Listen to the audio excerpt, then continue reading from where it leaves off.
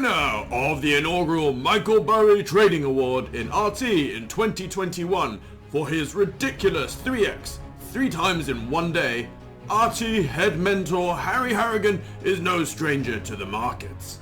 After leaving the Air Force, he had a successful career in construction and is widely acknowledged as the co-founder of the official rules of the Otley Run, arguably the hardest pub crawl in the UK. Please give a big round of applause for Harry Harrigan!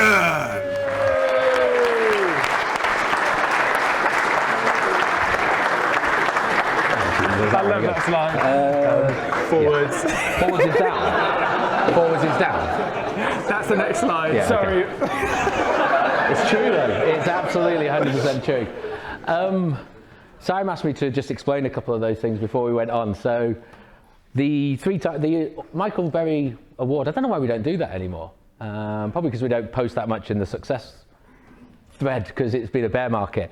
But I had a 6-month-old at the time, and he woke me up at 5 a.m. as 6-year-olds do. Sorry, 6-month-old do.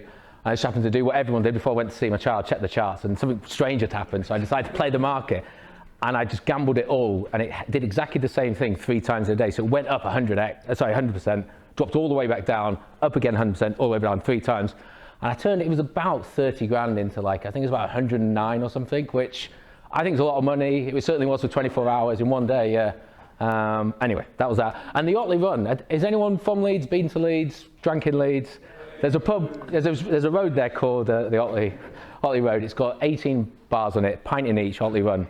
Back in 2005-06, when Facebook first launched, I was doing this twice a year and I loved it. So I made a Facebook page, just the official rules of the Otley Run, completely made it up. However, the local rag papers got hold of it and assumed that I was genuine and started printing my name as the person who started and created the Otley Run. This thing's been going for 50, 60 years, but anyway, who says print media is ever wrong? Speaking of being wrong, this was originally going to be called fuck or shit, I fucked up, whatever you want to do, but I got a 3-year-old son now and I thought he's going to hear me saying that a lot when I'm practicing it, I'm going to be a dead man. So I've changed it to I was wrong, so what now? And what I was kind of getting at was 2 cuddles ago, I did a talk, where's the laser? There it is, on fundamentals. Ignore them at your peril. And there's an element in that, or there's something that I did from the back of that, which I then sort of kept on doing for 6 months, which is wrong. But what I do want to say, no one likes to stand up on stage and go, 40 minutes I gave to you 6 months ago is completely wrong. Most of what I'm saying there is fine. If you're massively into an alt, and that's what you believe in, stick with learning about the fundamentals. Absolutely, because they're going to trip you up if you ignore them. So go from there. But I'm actually going to spend this one talking about legacy altcoins, talking about the altcoin market in general, and then when we've understood what that is, well, we should already know what it is, retail, and retail coming into this market. At the end of the day, we kind of think that we've got about 12 months left of this bull run. And so I've sort of had to have a long, hard look at where I currently am and where I want to be in 12 months' time. And perhaps the strategy that I'm taking is not quite right. So that's what we're going to do. Now, talking about messing up, I knew Simon was going to talk about Murad. I knew he was going to talk about meme coins, so I asked to go after him. But I'm going to take a little bit of a different take on this video. And that's perhaps where I messed up here, because I should have gone before you. But it's always nice to have a different view. Now, funnily enough, I'm not going to stand on this stage and go, meme coins are great, sell everything, we need to go into that. Absolutely not. But I watched this video, and we were at the last cuddle in September. And I went back, and someone sent me this video, and I watched it 4 times back to back. There was something in it that just absolutely blew me away. And I was going to just play it for you and just be like, there you go, there's my talk, see you guys later. Hopefully you'll get the message. But the point I'm going to talk about is how this video completely changed my view on my portfolio in particular, and how I'm perceiving the rest of this bull run, if that's going to be. And ultimately it led to changes within the portfolio. I'm just realizing that I probably missed a slide, but it doesn't matter. We'll move on to the next one. So the video itself, you'll probably think if you've never seen it, it's 22 minutes long and it's just basically from start to finish. Meme coins are absolutely fantastic, but I didn't see it like that at all. I saw it as 75 minutes of the general altcoin market is wrong and how we assess the altcoin market is wrong. And then there's about 25% at the end, which is why he thinks meme coins are great. So I'm going to focus on that first 75%. I am going to slightly touch on meme coins at the end, but to be fair, Siam kind of covered a lot of it. So if we're running short on time, I might just skip through it. He says something at the end when he's summarizing altcoins, tech alts as he says. And he basically goes on to say that any crypto asset that doesn't, one, distribute cash flow to its holders, or is a store of value, i.e. Bitcoin, is a meme coin. What he's effectively saying there is they're all gambles. They're all a fugazi, whatever word you want to do. It's a smokescreen. A lot of the tech-based altcoins don't actually have the technology right now to back them up. So you're just gambling. And that's stuck with me because on the Avenger calls for months now, I've kind of joked that any token that isn't Bitcoin is a meme coin. And it's an educated gamble, and some of them have better odds than others. And I think once I heard that and heard someone else say it, and then I sort of put that back to what he said, the money sort of dropped for me. And I kind of had to reevaluate what I was doing in the market. What am I really doing? And it's not, sometimes you can vocalize a question and it's things, but it's actually when you ask that question yourself, you really get an understanding of where you want to be. And the question is, what am I actually in the market for? And it feels like a simple answer, doesn't it? Is anyone in there in it for the tech? We're not, are we? I'm not. I always thought I wasn't. I was in it for the money. And I like to think that's where I was going. But the problem that we had with that was, I need glasses because I can hardly read those notes. The problem that we have was I was building a portfolio that was very altcoin heavy, that perhaps I wasn't really associating whether or not those altcoins could give me the best opportunity to make as much money as I can. And the point is that I maybe wasted 18 months doing that and not putting myself in the best position, but it isn't a problem. As long as you can own up to the mistake and make a change while there's still time, there's opportunity to do that. Never a good time when you see Siam yawning, but we'll go through. It was lunch though, wasn't it? So I'll let you off. So what does this have to do with Murad's video? As I said, it is not, in my opinion, a video about how amazing meme coins are. For me, it's a video highlighting the fundamental flaws with technology-based altcoins. And I'm going to run through some of the points he mentioned and then how I've kind of translated that, and we'll try and wrap it up into where I currently sit now. So yeah, bit of sucking your teeth, but what is a tech altcoin? Because he kind of goes into that in a bit of detail. Well, everybody in the room, except for the 3 people who are no coiners, should probably know what an altcoin is. It's anything other than Bitcoin. He goes a little bit further and basically says that anything other than a store of value or a meme coin is a tech altcoin, technology-based altcoin. But effectively, it's a crypto project that has some sort of product or software or is related to Web3 or something like that that is effectively drawing I don't know, a client base, a consumer base towards a product.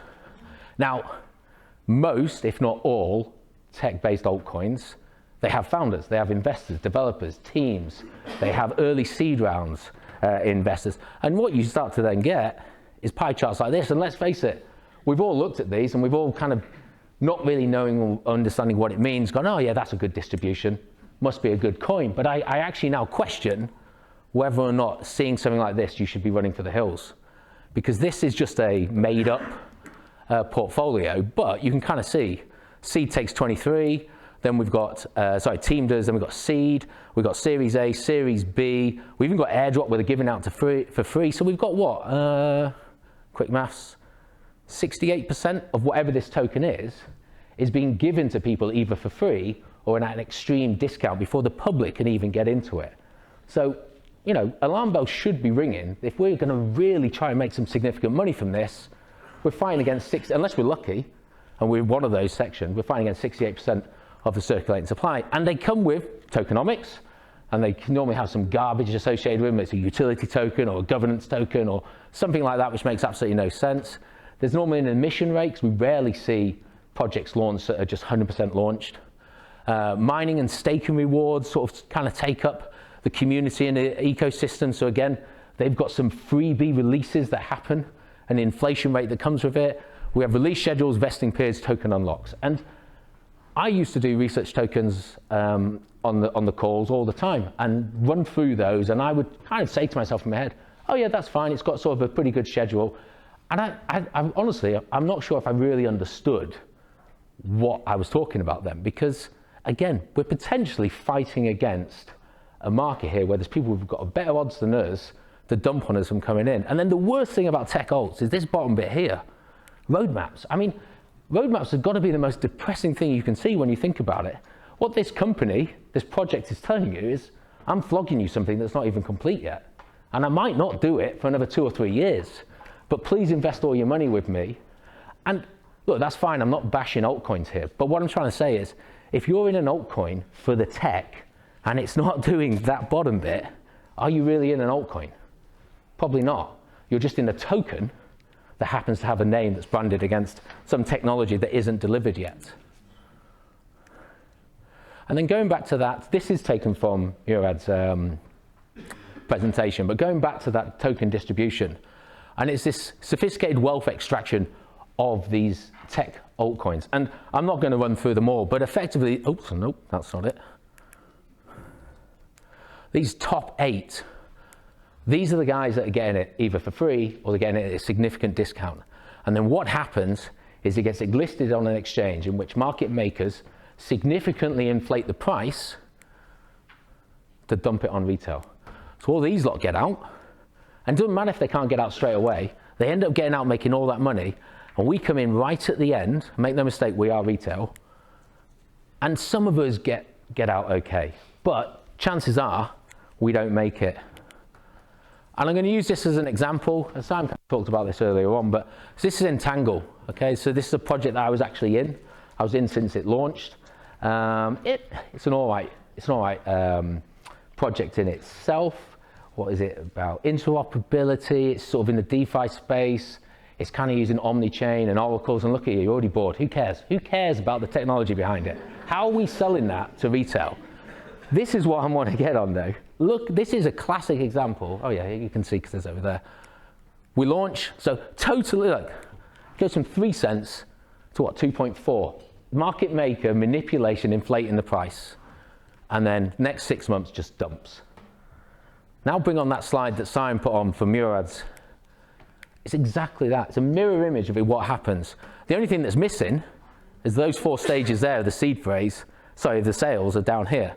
Then everything else happens. Tier 1 listing, working with market makers, inflating the price extremely high. So those private round investors can anywhere up to 1000x on their token value. Anyone that has no lockup, they can just dump straight away. They can just start taking all of that and off it goes. So anyone's been airdropped it or whatever, it's just dumping it on us poor retail. Even those that are locked up, they can use OTC to get out if they need to. And they can hype it up with KOLs, with YouTubers, with shillers, to still convince people that are more sophisticated traders that this is a good project. And then every altcoin has this. Bitcoin has it, you're right, Solana's had it.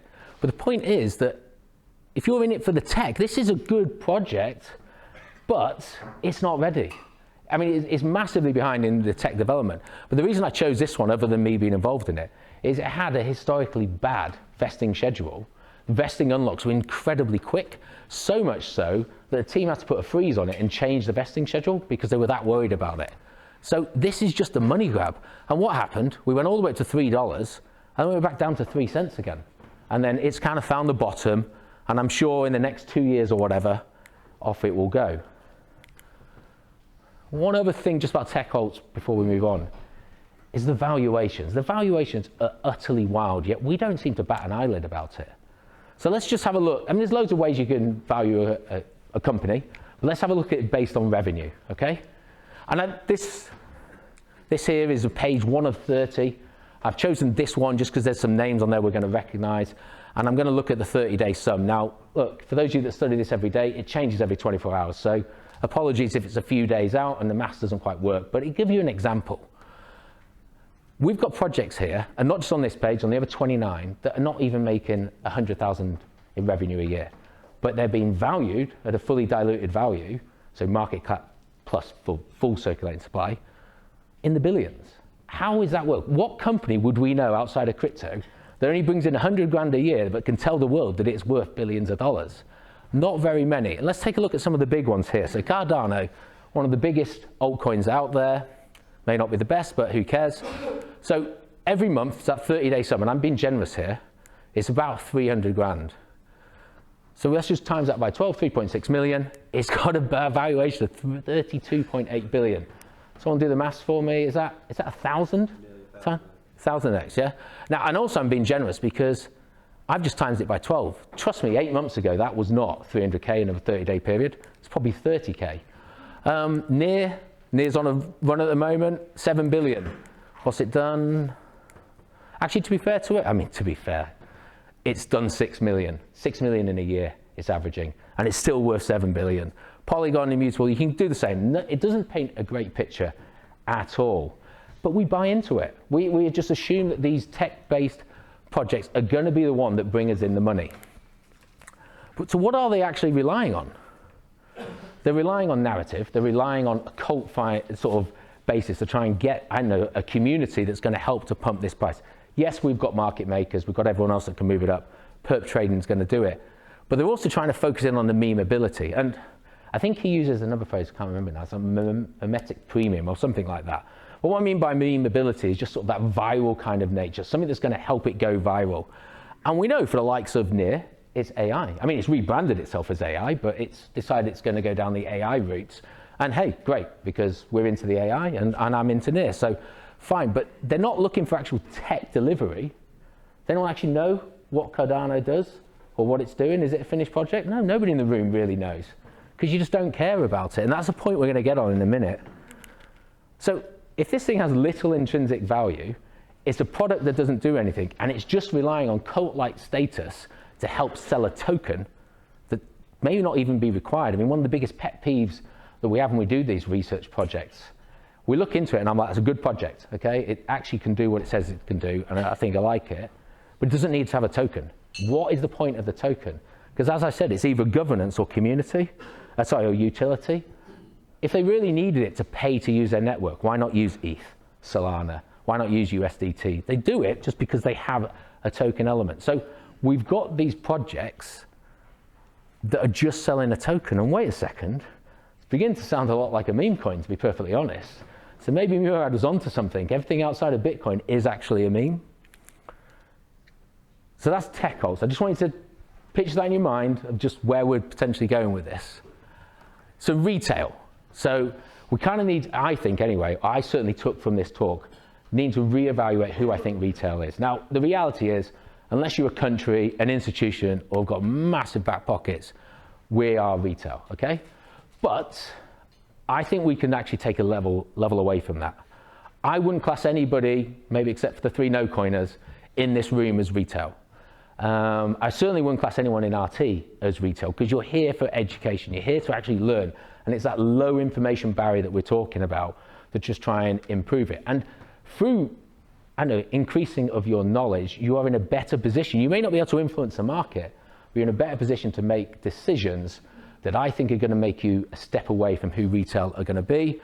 So anyone that's actually actively seeking increased knowledge, I'm going to say not retail. And typically those that stick around, people I'm talking about and talk about retail are the latecomers. So if you've been here through a cycle, bear and bull, I don't think you can class yourself as retail like I'm about to define them.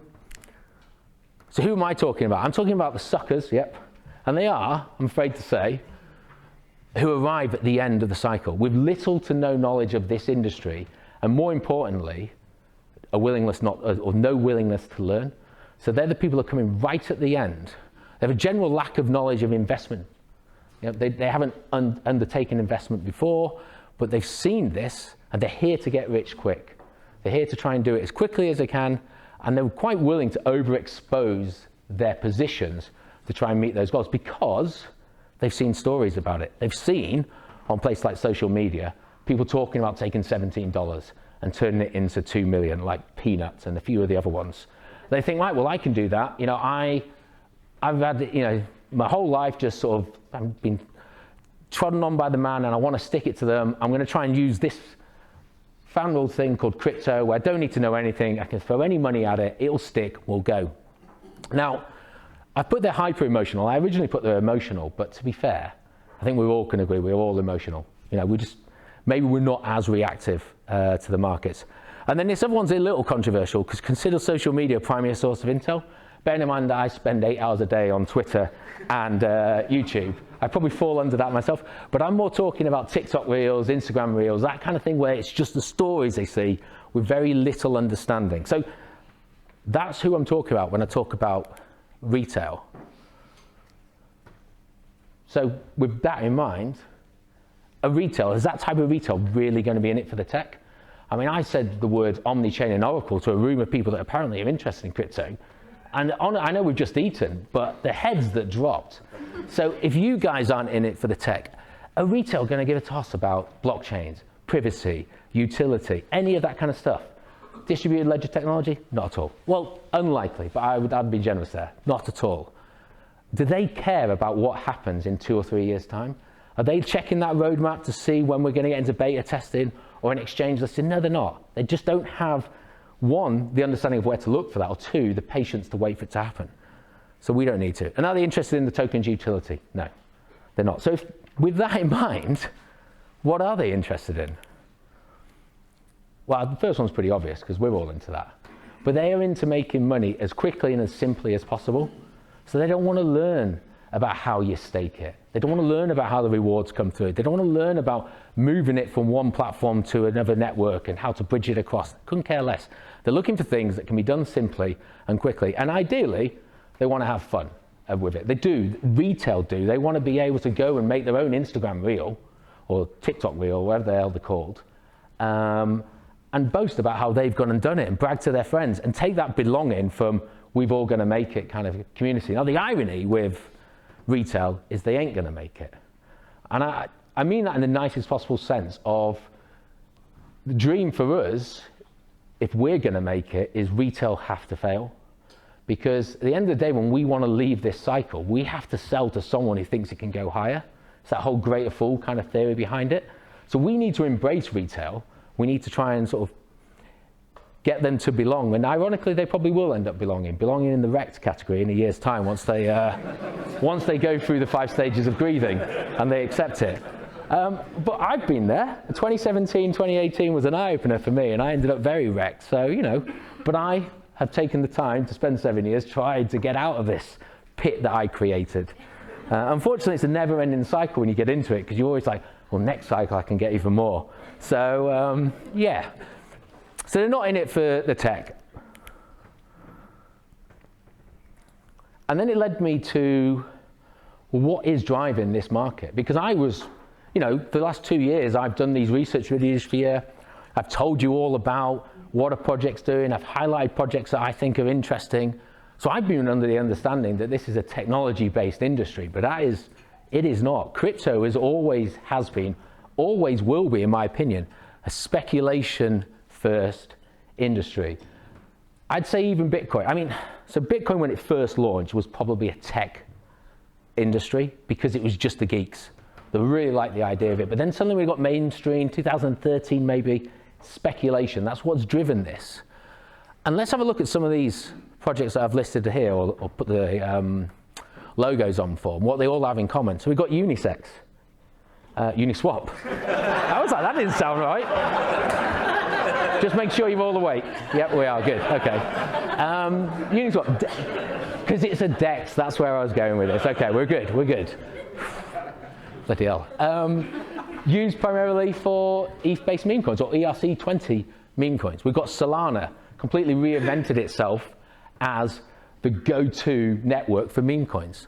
We've got Rollbit, which is a crypto-based gambling website. Jupiter, I could put Radium on there, but again, Solana-based DEXs. We've got Polymarkets in the middle, which is a crypto-based betting website. Phantom, because MetaMask doesn't support Solana, Phantom's the most downloaded wallet of 2024 because of memes. We've got DYDX. I could have put any derivative trading platform up there. We've got Blur. Again, I could have put OpenSea, but Blur's an NFT. You're right, Lewis. I didn't know if you're trying to get my attention there. Okay. Blur is an NFT marketplace. And then we've got Shuffle, which is a crypto-based casino. What do all of those things have in common? It's certainly not technology. It's speculation. People are just trying to make more money than they can put in as quickly as possible through speculation. Sorry, I missed the click there. So where did that leave me? At the end of, so I watched that 20-minute video. 75% of it was kind of just what I've just talked about there.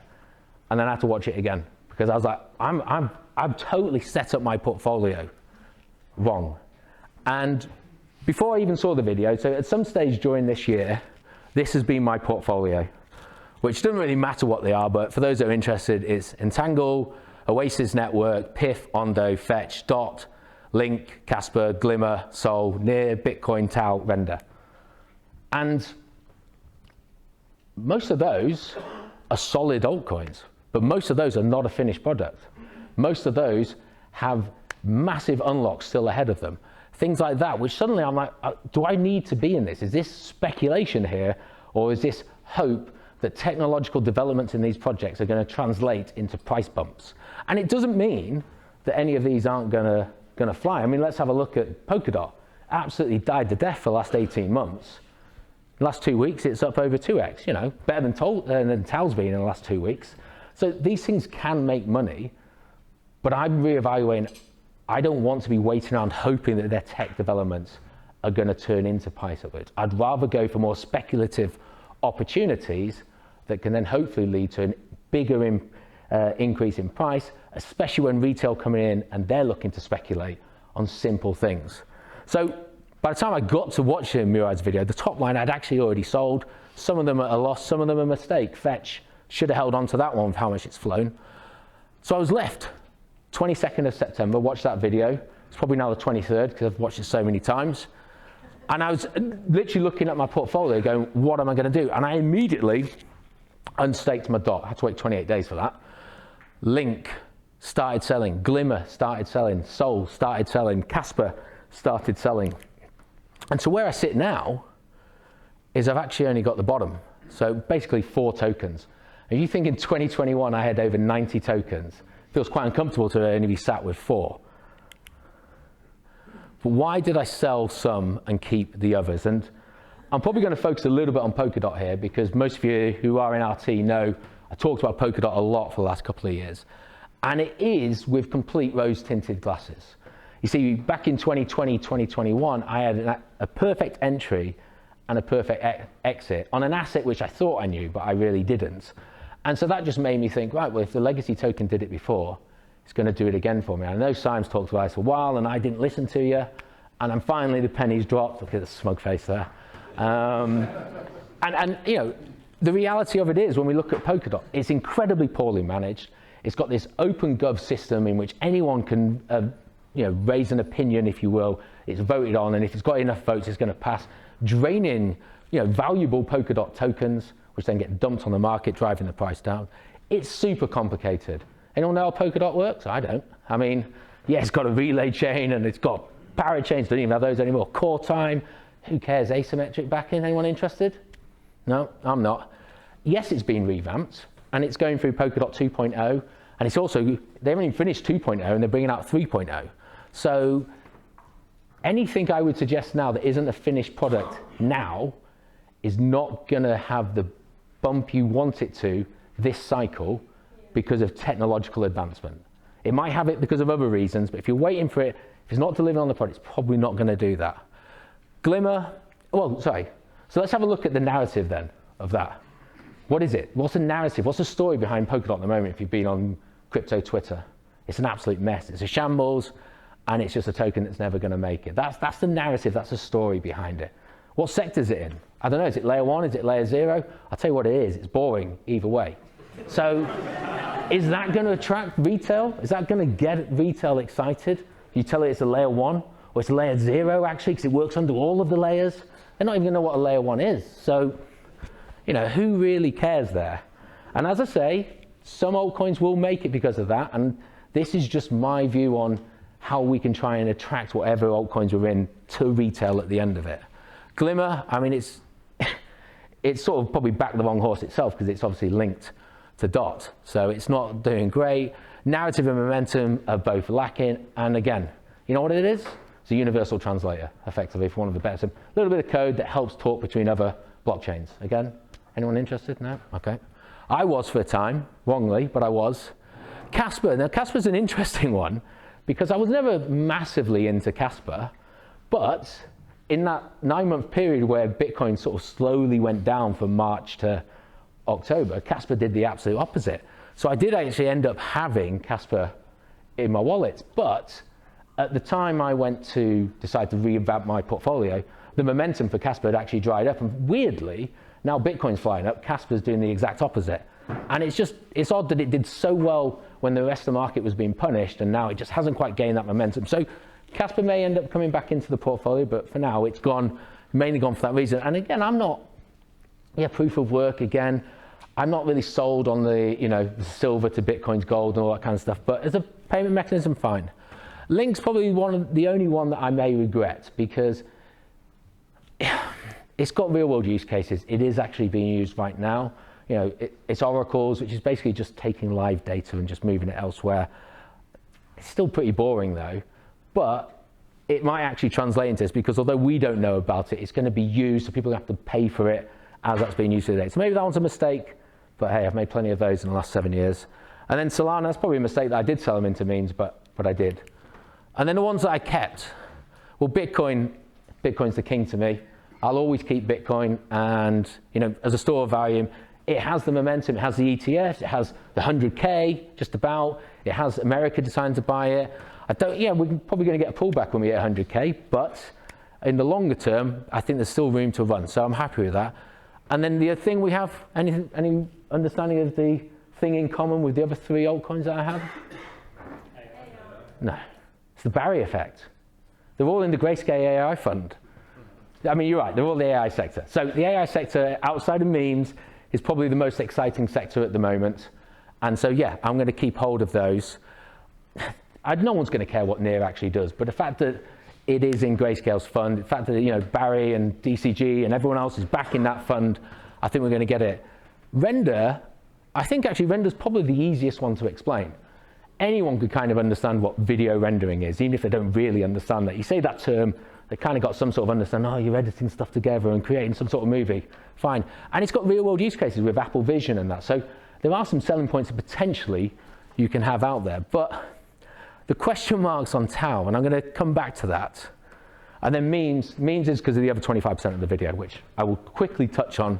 I'm conscious of the time and how late we are. So lack of momentum.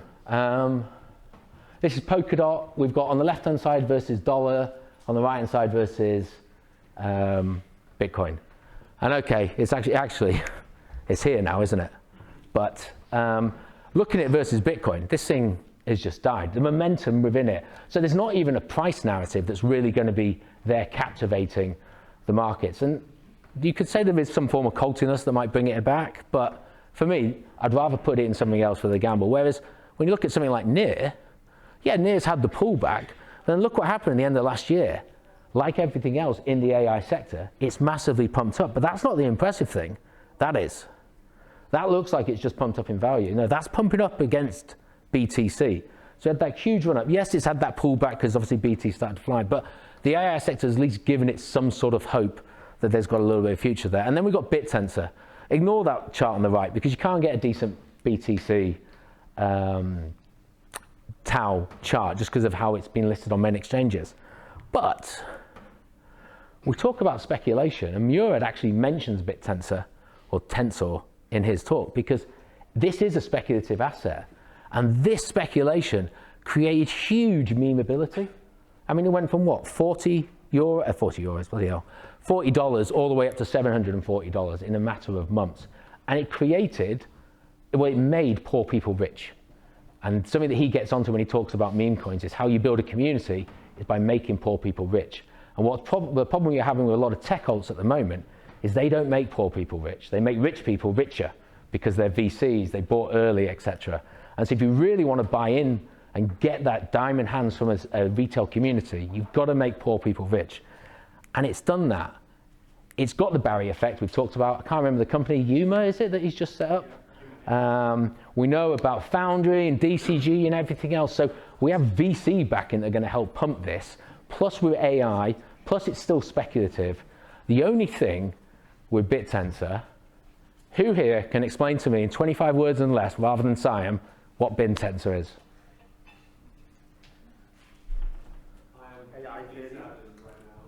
So, I mean, you could have just gone with it. It's AI, knowledge share, and all that kind of stuff. But that's the point, isn't it? One, it's complicated. Two, it gets more and more complicated every day. There was a stage where it was 32 subnets, 64 now, going to be more. It's adding layer upon layer upon layer of complication. So it does break my, should be simple for retail. Isn't it simply decentralized AI? Yeah, decentralized AI knowledge share, and I mean, how low do you want to take the bar of it? But hey, I mean, decentralized AI is pretty much every AI project in crypto, isn't it? Yeah, the app store of AI. So I've kept with BitTensors, annoyingly, obviously, in the last 2 weeks, not doing as well as other things. But as I said on the call, Simon's call on Thursday, everything will have its day in the sun. So sidetracking a little bit here, all those XRP and ADA holders are jumping in the air at the moment because they're finally their day in the sun. Well, they went through 2 years of utter pain. I mean, it's a shame because there was a store of value outside of BTC, which was Ripple. For years, it was pegged at 50 cents, but actually it's now about $1.50, so it's a shame. But, Tau will have its day in the sun again, no doubt about it. Barry will take us there if no one else does. And actually, it's kind of looking, I mean, I know this isn't what I'm talking about. I've got a chart in front of me. I can't help myself, We've had to move up. We haven't cleared the all-time. It's a bit of a shame, but just, a nice little pullback here. It's on the weekly, isn't it? So I know it feels a bit worse. And actually, we're about 540 at the moment now, are we? Something like that. And so, yeah, it's a nice pullback before a move up. And you can almost argue W formation there, and then off we go to the races. Anyway, let's get off that. So, memes and then summary. We're pretty close to the end. Because I did see an opportunity with memes. I can't help it. I'm a sucker for trying to make money, and I'm not very good at it. So I try a lot of different things. And why not try memes? Because there's a lot of things that Murad says within that which make a lot of sense. When I'm talking about who retail are, they don't want complicated things. There's nothing simpler in crypto than memes, because the meme is the token is the meme. And it's highly viral in the first place, if it's one of those ones that make it. 20,000 meme coins launched every day, only half a meme coin make it. It's ridiculous, the number. So it is quite difficult, but these are the ones that have stories behind it. These are the ones that people are talking about. So when we are talking about those gullible retail come flooding in at the end, there is an opportunity here where they are going to try and move to something. They're going to hear the stories about what Doge did in 2017 and in 2021, Shiba, Bonk, Book of Meme, Dog with Hat, all of those ones, and they're going to try and replicate it. They might go to those, but they'll also try and find other ones. So like Simon's 14 bullet points to try and find a way to find safer memes, I think there is a route to do that. I think Murad goes through that in that video, which I don't want to go through now because it's kind of repeated what Simon said, and also I'm conscious of the time. But this, I don't know why I cut the date off this. This was actually in March, not May, of this year. It's not just Murad that's saying it, but this I think sums up perfectly that half of this statement. But memes are making people realize nearly all of tech in crypto is just a smokescreen designed to sell you a token that does nothing, marked up 100x on the private round. It doesn't make poor people rich, it makes rich people richer. And a retail-driven meme rally. These are just the 4 core reasons why I think it's going to get there. Simplicity, we kind of talked about. Narrative, momentum, and those stories. So yes, there's the stories from people bragging about what they've done, or it's never them. It's always, I follow a wallet and this person did this, join my Telegram group so I can show you how I track these things. That's the tweet you always see. But there was one thing they are good at, and I understand what Simon's saying, and the only time I'm going to disagree with you on this one, is memes have the ability to capture viral moments. They have it to capture quickly. So you take Peanut, that poor squirrel, it was murdered in New York just before the election. And then a week before the election, Peanut coin was 1,000 Peanut coins were made. But one in particular was made, and it went from 0.000 of a cent to $1.50, $2. Yeah, that's what I mean. There's 1,000 of them, yeah. But that one viral event has, you finding that one out of all the other Peanut ones, of course, is the gamble. But it can take viral moments and make them huge very quickly. And so you've got to be lucky to get on it. I completely agree with that. And that's certainly not how I look to get into meme coins. It's not how Murad explains how you should get into meme coins. And it doesn't go with any of this 14 bullet points that Simon went through. That community and belonging, that cult side, I'm going to touch on in a moment. But you do need a cult. And cults can be found in tech cults as well. So, we all know about the XRP army and that kind of stuff. But that retail greed for me is what really kind of made me realize that I don't think I want to be in as many tech-based alts as I currently am, because I'm not sure that retail are really going to get on board with that. Yes, we'll have legacy, old school returning retail that will fire up their Coinbase account. They will go on to Bitcoin Cash or Doge or whatever. I don't really class Doge as a meme anymore, but they'll just buy into that because that's what they know. But I'm wanting that fresh intake of funds. I can see some nodding heads, so I'm going to be quick up. And this isn't a prediction. That's what Mura said. This might happen. This is happening. This has happened. So I went on to CoinGecko, filtered it top 300, and it's dated as the 20th of November, because I'm sure these have changed. And I just filtered it by year-to-date percentage gains. Top 300. Out of the first 12 tokens, the top 10 are all memes. Out of the first 30, 16 are meme coins. Bitcoin's actually 41, and that was when it was at 96,000. So memes are taking over. And yes, they had a massive run-up in March. They had another run-up in September. But actually, if you've been in memes since September, last month they have dropped. A lot of these percentages are significantly down from where they were 4 weeks ago. But they're still completely taking over. I mean, there you go, Peanut. It's not even 3 weeks old, and it's nearly 3,000% up. So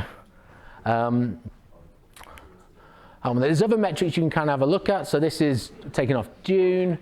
I won't bother running into this in too much detail, but you can kind of see, number one, top performer in the last 3 months, narratives, is memes. It's 3 times what everything else is doing. And then per volume, look at how much memes is doing compared to everything else in terms of volume.